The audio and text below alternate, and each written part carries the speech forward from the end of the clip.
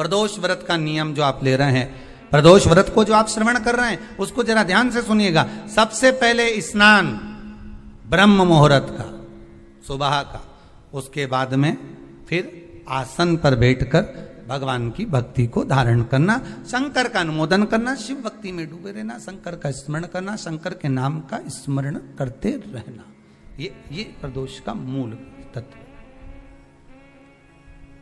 महाराज,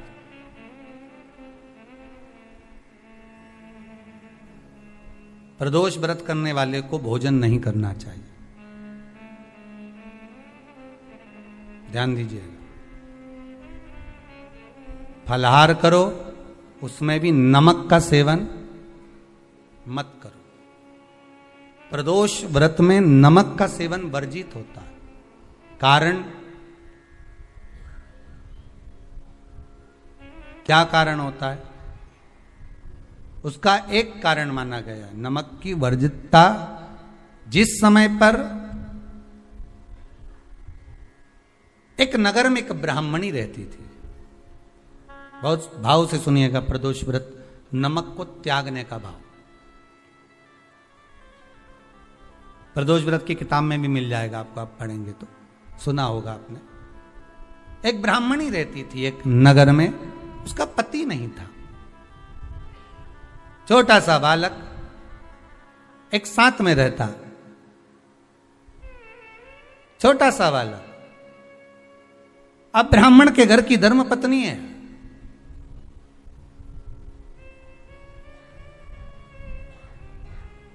ब्राह्मण कर्मकांड करने वाला, पूजन करने वाला, पाठ करने वाला, अनुष्ठान करने वाला, पूजन करने वाला, मंत्र जाप करने वाला, भगवत भक्ति में डूबने वाला। ब्राह्मण तो चले गया, ब्राह्मणी बच्चे के साथ रह रही।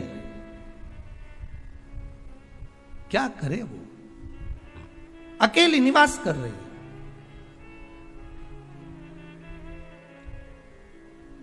अकेली रह रही है। और ब्राह्मणी बच्चे के साथ भ्रमण करती रहती, घूमती।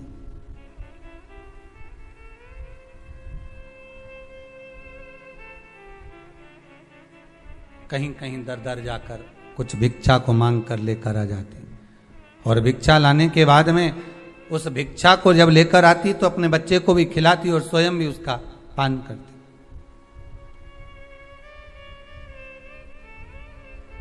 एक दिन ब्राह्मणी भ्रमण करते करते प्रदोष काल के समय पर शिव मंदिर में प्रवेश करी। प्रदोष काल के समय पर, और शंकर मंदिर में जब प्रवेश करा, प्रदोष काल किसको कहते हैं? सूर्य अस्त हो रहा हो, रात्रि प्रवेश कर रही हो, दोनों का जब मिलन हो रहा हो, वो प्रदोष काल कहलाता। दोनों का जब मिलन हो रहा, सूर्यास्त हो रहा हो, रात्रि अपना चरण बढ़ाने के लिए आगे बढ़ रही हो, और दोनों का जब मिलन हो रहा है, वो प्रदोष काल है, वो प्रदोष का समय है।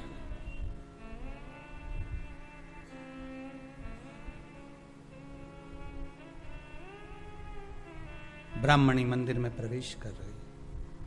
जब ब्राह्मणी मंदिर में प्रवेश करी, मंदिर के अंदर पहुंची, प्रदोष काल का समय था, प्रदोष का समय चल रहा था।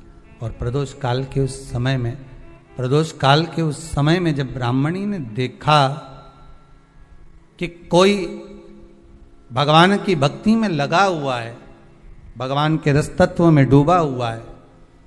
आज ब्राह्मणी के पास में कुछ पदार्थ नहीं है, अपने बच्चे का पेट भरने के लिए कोई सामग्री नहीं है, और कुछ आस लेके वो प्रवेश करी है, कुछ आस लेकर वो अंदर प्रवेश कर जाती है।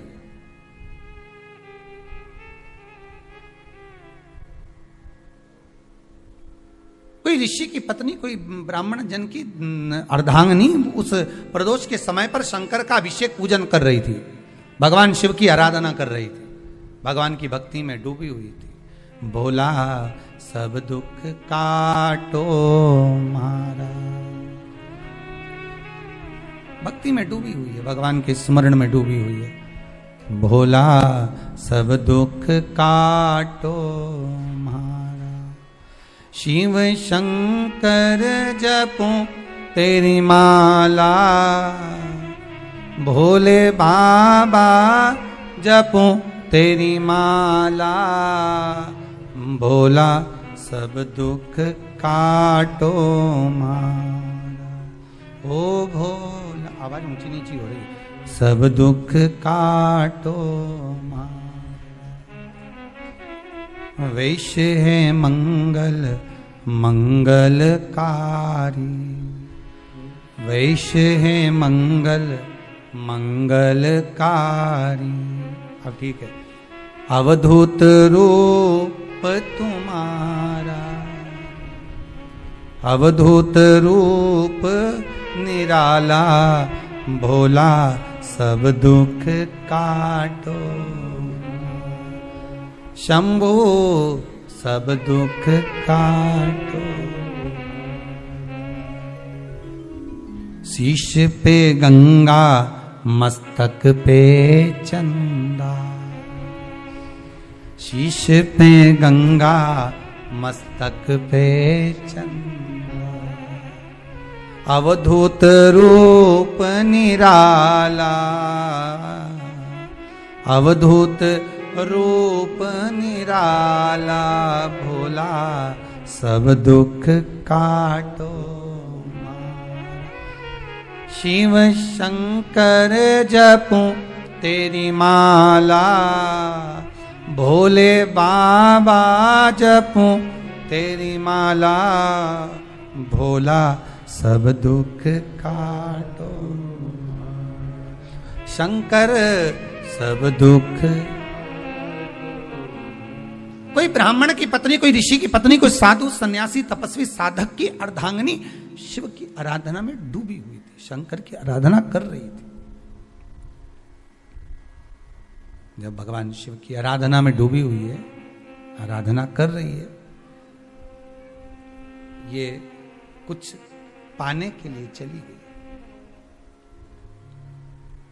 ये कुछ पाने के लिए गई और इसके मन में आया कि मैं कुछ, मुझे भोजन का कोई पदार्थ मिल जावे, मुझे कुछ भोजन मिल जावे, और जब मुझे भोजन मिल जाएगा तब मैं जो पाऊंगी अपने बच्चे को भी पाऊंगी। पर जिस मंदिर में वो प्रवेश करी थी, जहां पर नारी पूजन कर रही थी शंकर की प्रदोष काल में, वहां पर पड़ी हुई कुछ वस्तु को इस ब्राह्मणी ने मांग लिया।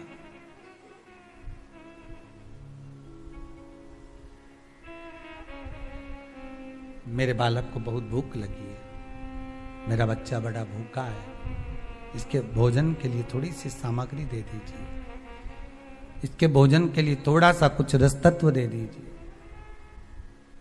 उसने उठाया थोड़ा सा पदार्थ, कुछ जो उसके पास में था वो दिया। जब दिया तो देने के बाद जब उसे प्राप्त हुआ और होने के बाद में जब वो मिल गया उसको, तो उसने उस समय पर उस पदार्थ को जैसे ही मुख में लिया, लेते ही कहा इसमें तो स्वाद नहीं है।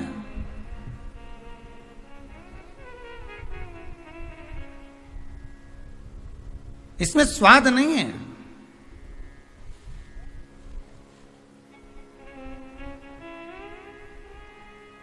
उस ब्राह्मणी ने बड़ा सुंदर एक संवाद कहा।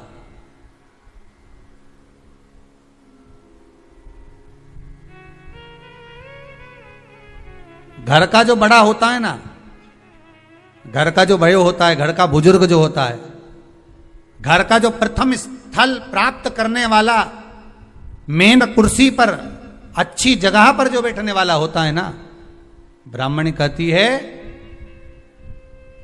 वो कभी किसी वस्तु में ऐब नहीं देखता, मिनक नहीं निकालता। जब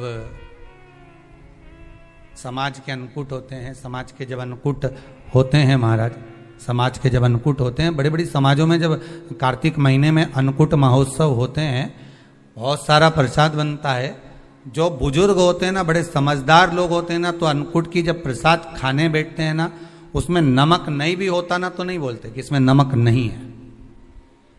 पर जो हमने डोनेशन दिया है, जब तुम आए थे समाज वाले तो हमने 1000 का लिफाफा दिया, 500 का लिफाफा दिया, 2000 का लिफाफा दिया और भोजन ऐसा बनवाया।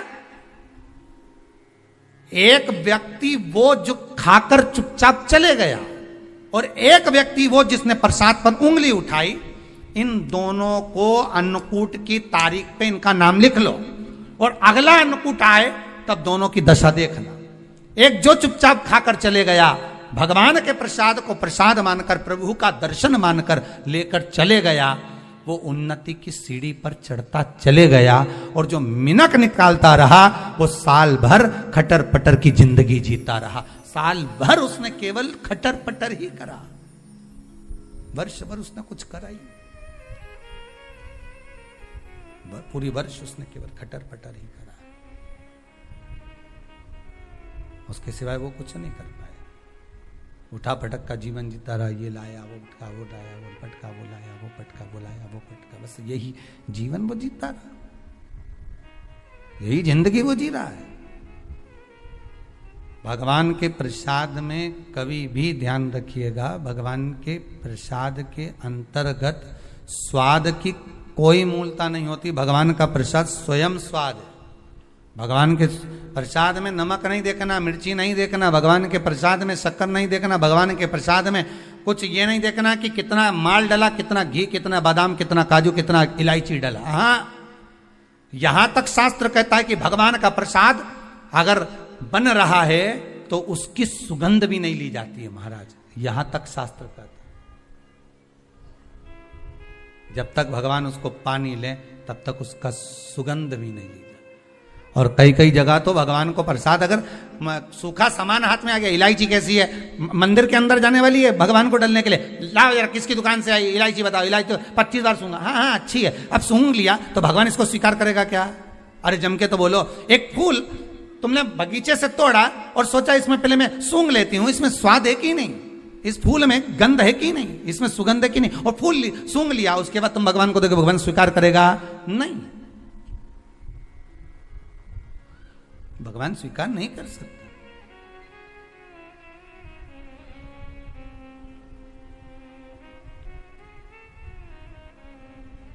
धनिया पाउडर आया सब्जी में डालने के लिए, कैसी गंध है, सूंघ लिया, अब तुम डाल दिया, उसका कोई स्वाद नहीं है, उसका कोई महत्व नहीं, भगवान उसको स्वीकार नहीं कर सकता, भगवान उसको स्वीकारेगा नहीं।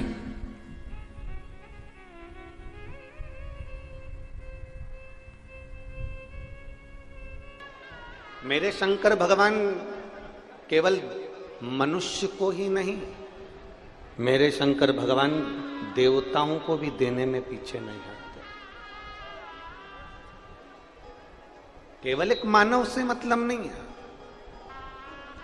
मेरे शंकर भगवान तो असुरों को भी दे देते हैं, देवताओं को भी दे देते हैं, गंधर्वों को भी दे देते हैं, अप्सराओं को भी दे देते हैं, किन्नरों को भी दे देते हैं, सांसारिक मनुष्य को भी दे देते हैं।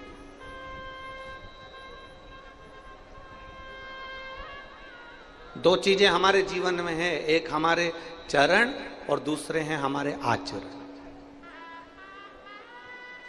जम के बोलो कौन कौन सी चीजें हैं? चरण, आचरण, दो चीजें हैं, एक चरण, दूसरा आचरण। चरण का काम अपना है, आचरण का काम अपना है। चरण का काम है तुम्हें मंदिर तक ले जाना, चरण का काम है तुम्हें कथा तक ले जाना, चरण का काम है तुम्हें तीरथ तक ले जाना, चरण का काम है तुम्हें केदारनाथ तक ले जाना, गंगोत्री, यमुनोत्री, बद्रीनाथ करा देना, ये चरण का काम। चरण मंदिर तक ले जा सकता है, चरण तुम्हें मंदिर तक पहुंचा सकता है, मना नहीं।